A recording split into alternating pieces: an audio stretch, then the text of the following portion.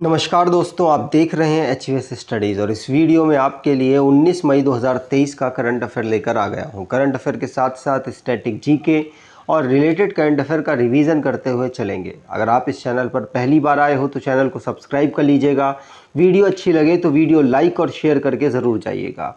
चलिए स्टार्ट करते हैं लास्ट डे के क्विज से। तो लास्ट डे आपसे क्वेश्चन पूछा गया था, which Sherpa became the second person to conquer Everest for 26 time. तो सेकंड पर्सन ये बने हैं जिन्होंने 26वीं बार एवरेस्ट को फतेह किया है और ये दूसरे पर्सन है। ध्यान रखिएगा, इनका नाम है पसंग दावा। याद रखिएगा, पसंग दावा वो पर्सन है जो कि सेकंड पर्सन बने हैं जो कि 26 टाइम माउंट एवरेस्ट पर उन्होंने चढ़ाई की है। आप सभी ने आंसर सही दिया था और डिटेल में दिया था। आज के पहले क्वेश्चन की बात करें तो आज का पहला क्वेश्चन है, who's appointed as the new law and justice minister. तो नए कानून और न्याय मंत्री के रूप में किसे नियुक्त किया गया? आंसर होगा, इनका नाम है अर्जुन राम मेघवाल। याद रखिएगा, अर्जुन राम मेघवाल को हमारा नया लॉ एंड जस्टिस मिनिस्टर, न्याय मंत्री नियुक्त किया गया। आप यहाँ पर देख सकते हैं। तो ये है हमारे अर्जुन राम मेघवाल जी। याद रखिएगा, इनको हमारा नया लॉ एंड जस्टिस मिनिस्टर बनाया गया। इन्होंने किसकी जगह ली है? तो किरण रिजिजू की जगह ली है। आपको याद रखना है, किरण रिजिजू के पास पहले लॉ एंड जस्टिस मिनिस्ट्री थी। आगे बात करें तो आपको उम्मीद करता हूं ये सब चीज़ पता चल गई होगी, लेकिन इस समय पर हमारे बहुत सारे कैबिनेट मिनिस्टर हैं।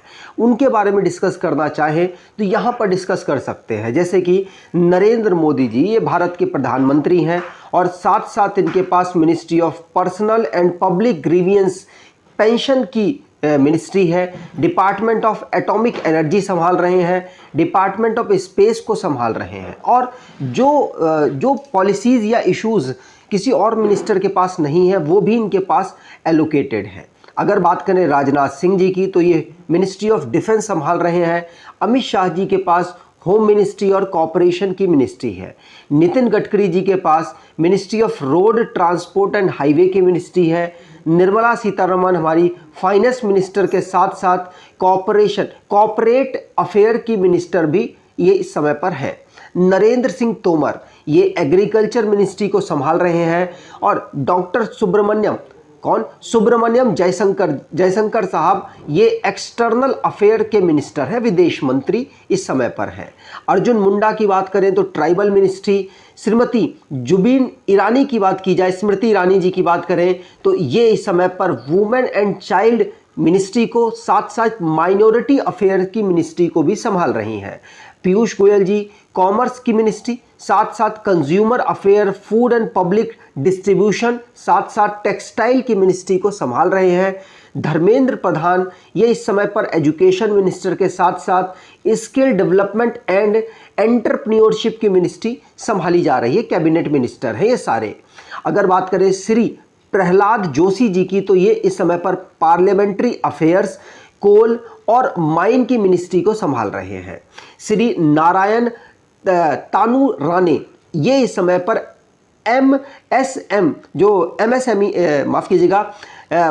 Ministry of micro small and medium enterprises की मिनिस्ट्री संभाले, एमएसएमई की मिनिस्ट्री ये संभाल रहे हैं।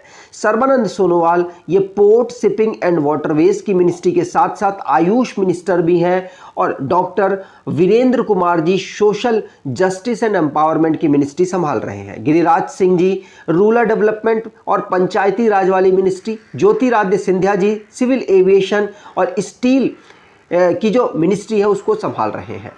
अब अश्वनी वैष्णव जी आपको पता है रेलवे मिनिस्टर के साथ साथ आईटी और इलेक्ट्रॉनिक्स की मिनिस्ट्री भी संभाल रहे हैं। और पशुपति कुमार पारस इनकी बात करें तो फूड प्रोसेसिंग इंडस्ट्रीज की मिनिस्ट्री संभाल रहे हैं। गजेंद्र सिंह शेखावत जल शक्ति मंत्रालय संभाल रहे हैं। और किरण रिजिजू के पास अब सिर्फ अर्थ साइंस की मिनिस्ट्री रह गई है। और राजकुमार सिंह की बात करें तो पावर और साथ साथ न्यू एंड रिन्यूएबल एनर्जी संभाली जा रही है। और हरदीप सिंह पुरी जी ये पेट्रोलियम मिनिस्ट्री के साथ साथ हाउसिंग एंड अर्बन अफेयर्स की मिनिस्ट्री संभाल रहे हैं। मनसुख मंडाविया जी हमारे हेल्थ मिनिस्टर के साथ साथ केमिकल एंड फर्टिलाइजर के मिनिस्टर हैं। Bhupendra Yadav environment and forest and climate change की मिनिस्ट्री के साथ साथ लेबर एंड एम्प्लॉयमेंट की मिनिस्ट्री संभाल रहे हैं।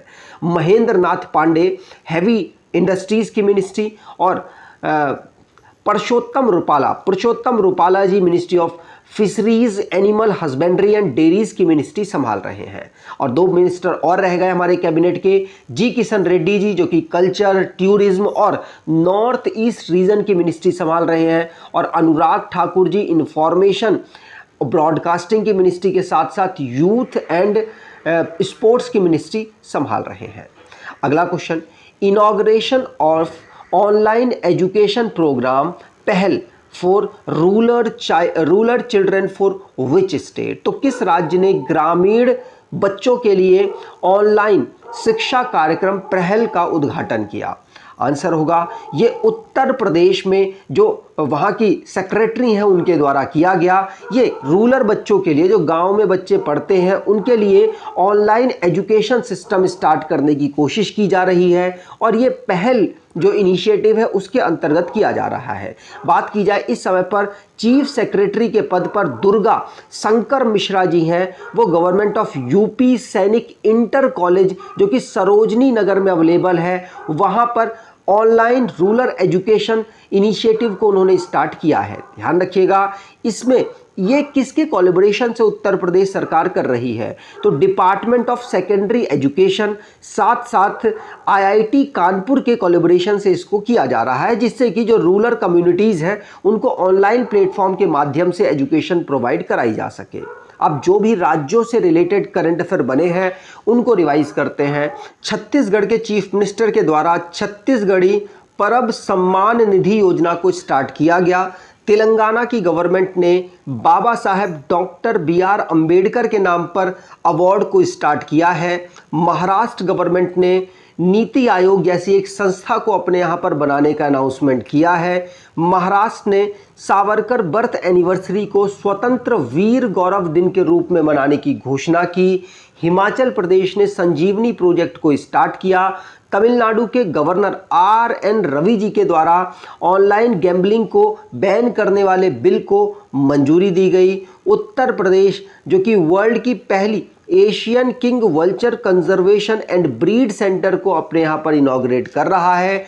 त्रिपुरा बेस्ट परफॉर्मर बना है नॉर्थ ईस्ट के सभी स्टेट्स में, किसमें? ई प्रोक्योरमेंट में, जो इलेक्ट्रॉनिकली जो भी सुविधाएं मिलती हैं उसको डिस्ट्रीब्यूट करने में अपने यहाँ के लोगों में। केरला GI टैग में टॉप पोजीशन पर रहा 2022-23 में, और उत्तर प्रदेश सेकंड पोजीशन पर रहा। अगला question, which city top in annual housing price growth among 46 cities globally? तो वैश्विक स्तर पर 46 शहरों में वार्षिक आवास मूल्य वृद्धि में कौन सा शहर शीर्ष पर रहा? तो अगर दुनिया में बात करें तो दुनिया में UAE की एक सिटी है दुबई। वैसे UAE की कैपिटल है अबू धाबी, लेकिन उसकी एक सिटी है दुबई। वहाँ पर जो वृद्धि हुई है हाउस की वो बहुत ज़्यादा हुई है एनुअली, लगभग 40% से ज़्यादा वहाँ पर वृद्धि हुई है।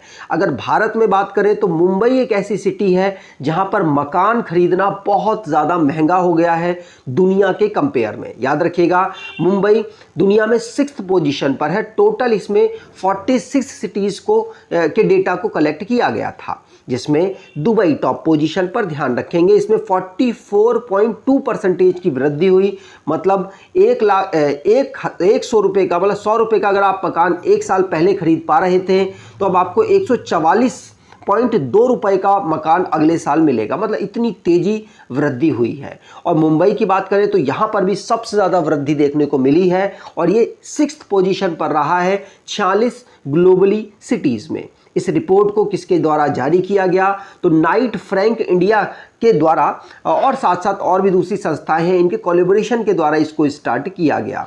याद रखेंगे। और नाइट फ्रैंक इंडिया के CMD शिशिर बैजल हैं। आगे बात करें, अगला question, world telecommunication and information society day observed on? तो तो विश्व दूरसंचार और सूचना समाज दिवस कब मनाया जाता है? आंसर होगा ये 17 मई को हम हर साल ऑब्जर्व करते हैं। ध्यान रखिएगा, world telecommunication and information society day हम कब ऑब्जर्व करते हैं? 17 मई को। याद रखेंगे इसको कौन ऑब्जर्व करता है? तो इंटरनेशनल टेलीकम्युनिकेशन यूनियन के द्वारा इसको ऑब्जर्व किया जाता है। इसमें इंटरनेट और कम्युनिकेशन दुनिया में कितना इंपॉर्टेंट रोल अदा कर रहा है उसके बारे में बताने के लिए इसको ऑब्जर्व किया जाता है। जो इसके लिए काम कर रहे हैं उनको रिस्पेक्ट देने के लिए इसको ऑब्जर्व किया जाता है। इसकी theme enabling the least development nation through information and communication technology रखी गई है। वर्ल्ड टेलीकम्युनिकेशन डे पहली बार ऑब्जर्व किया गया था 17 मई 1969 को। आगे बात करें, अब इंटरनेशनल टेलीग्राफ यूनियन की बात की गई है, इसके द्वारा इसको ऑब्जर्व किया जाता है। तो इसका हेडक्वार्टर जिनेवा स्विट्जरलैंड में है। इसको फाउंड किया गया था 1865 में। इसकी parent organisation united nation economic and social council है और secretary general Doreen Bogdan Martin इसके इस समय पर सेक्रेटरी जनरल है। अगला question, supreme court on commercially arbitration book by whom, मतलब इस बुक को किसने लिखा ये आपसे पूछा जा रहा है। तो supreme court on commercial arbitration book को किसके द्वारा लिखा गया? आंसर होगा इस बुक को लिखा गया है मनोज कुमार के द्वारा। ध्यान रखिएगा, मनोज कुमार के द्वारा supreme court on commercial arbitration लिखी गई। यहां पर आप इस बुक को देख सकते हैं। याद रखिएगा, ये मनोज कुमार जी के द्वारा supreme court on commercial arbitration को लिखा गया। आगे बात करें तो जो भी इंपॉर्टेंट हमने बुकें पढ़ी उनको रिवाइज करते हैं। पहली बुक पढ़ ली। दूसरी, सचिन @50 को किसके द्वारा?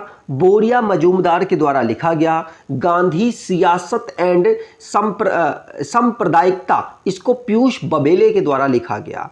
नंदिनी दास के द्वारा कोटिंग इंडिया को लिखा गया और वार एंड वुमेन को डॉक्टर MA हसन के द्वारा लिखा गया है। नियोगी, याद रखिएगा, why can't elephant be red को इनके द्वारा लिखा गया। साथ साथ लेखनाथ छेत्री इनके द्वारा फुलंगे लिखा गया और पेरुमल मुरुगन ने पायरी बुक को लिखा है जिसको इंटरनेशनल बुकर 2023 के लिए नॉमिनेशन मिला है। आगे बात करें तो गुलाम नबी आज़ाद, जिनकी ऑटोबायोग्राफी आज़ाद, जिसको रिलीज किया जाएगा।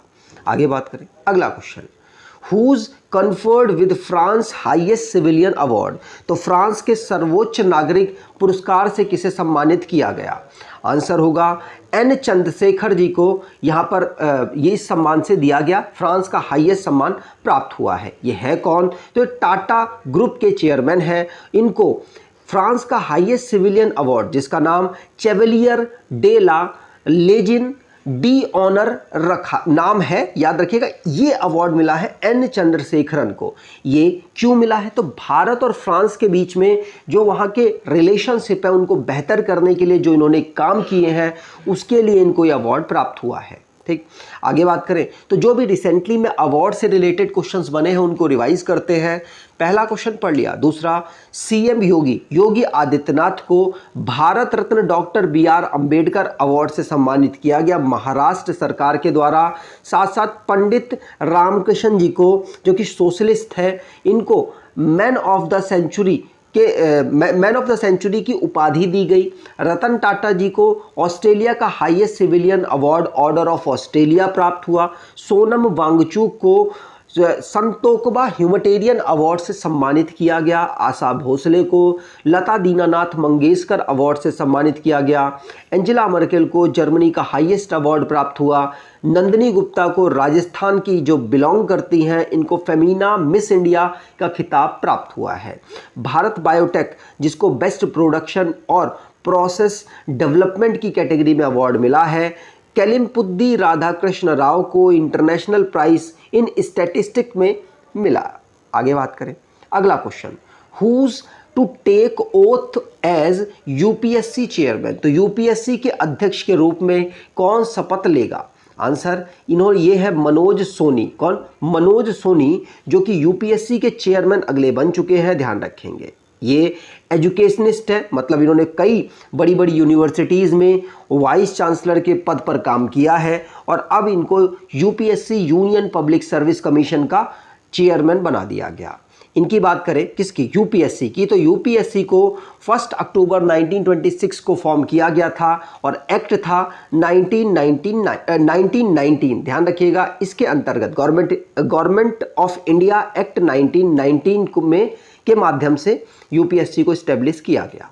अगला question, as per a new report which countries e waste generation per person tripled over the last 2 decade.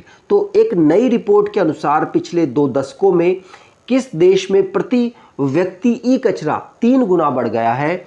Answer होगा ये कनाडा के जो लोग हैं उनका ई कचरा 3 गुना बढ़ा है 2 डेकेड में, मतलब 20 साल में लगभग। ध्यान रखिएगा, कनाडा, एक रिपोर्ट में बताया गया कि जो कनाडा के लोग हैं वो पहले 8.3 किलोग्राम का कचरा निकालते थे और 2000 की बात है ये, अब 2020 में लगभग 25.3 किलोग्राम का कचरा पर पर्सन यहाँ पर निकलता है। तो यूनिवर्सिटी ऑफ वाटरलू के द्वारा एक रिपोर्ट जारी की गई जिसमें ये सब बातें बताई गई हैं।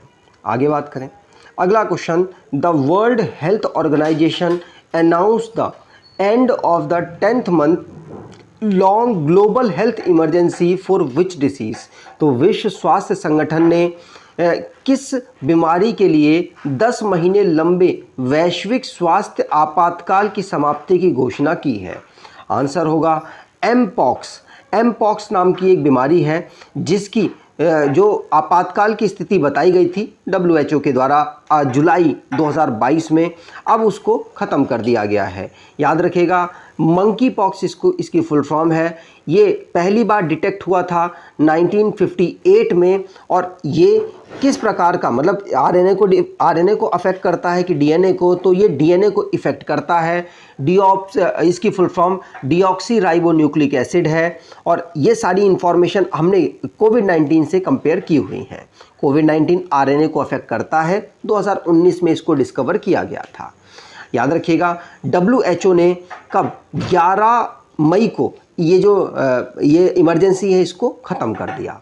आगे बात करें तो अब लास्ट डे के करंट अफेयर को रिवाइज कर लेते हैं। Chief minister inaugurates national homeopathy convention Homeocon 2023 in which state. तो उत्तराखंड यहाँ पर आंसर सही। Who's becomes India's 82 grand master, तो विपल्ला प्रनीत यहाँ पर आंसर सही है। India and which country bilateral naval exercise Samudra Shakti 2023, तो इंडोनेशिया और भारत के बीच में इसको इंडोनेशिया में ऑर्गेनाइज कराया गया। और world hypertension day is observed annually on which day, तो 17 मई आंसर यहाँ पर बिल्कुल सही है।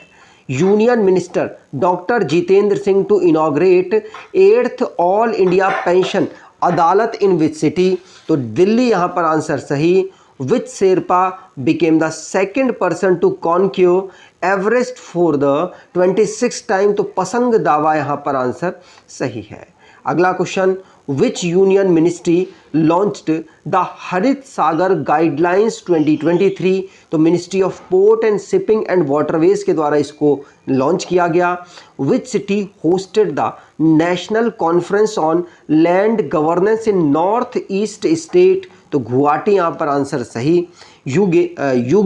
युगीन Bharat national museum is setup in which state और यूटी, तो विस्टा प्रोजेक्ट के अंतर्गत नई दिल्ली में इसको बनाया गया। आज की क्विज की बात करें तो who's appointed as the new law and justice minister, तो कमेंट बॉक्स में डिटेल में आंसर दीजिएगा कि भारत के नए कानून और न्याय मंत्री के रूप में किसे नियुक्त किया गया। अगर आपको ये वीडियो अच्छी लगी है तो आपसे अनुरोध करूंगा वीडियो को लाइक कर दीजिएगा, चैनल को सब्सक्राइब कर लीजिएगा और एटलीस्ट अपने कुछ दोस्तों तक वीडियो को शेयर ज़रूर कीजिएगा।